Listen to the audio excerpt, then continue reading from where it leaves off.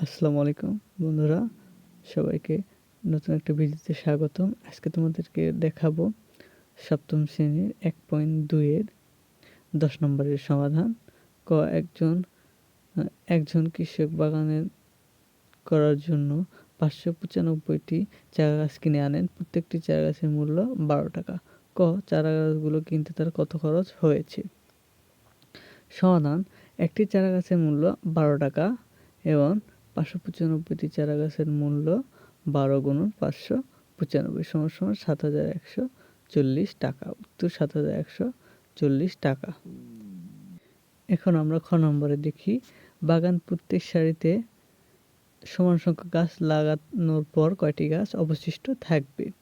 সমাধান: 595 এর বর্গমূল করি, তাহলে 595 যদি আমরা বর্গমূল করি 2 বার দিলে 4, ভাগশেষ থাকে 195, 2 এর ডবল 44, 44 4 ভাগ আবার 2 বার দিলে 176, ও 24 হবে, তাহলে 29, ভাগশেষ থাকে 19, তাহলে 19 প্রত্যেক বাগানের সারিতে সমান সংখ্যক গাছ লাগানোর পর 19টি চারা গাছ অবশিষ্ট থাকবে।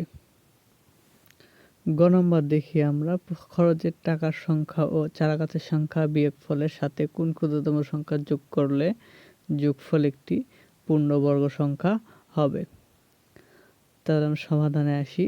ক হতে প্রাপ্ত মোট খরচ 7,140 টাকা, চারাগাছের সংখ্যা 595টি, তাহলে বিয়োগফল হয় 6,545। এখন 6,545 যদি আমরা বর্গমূল করি তাহলে আমরা 145 ভাগশেষ পাই।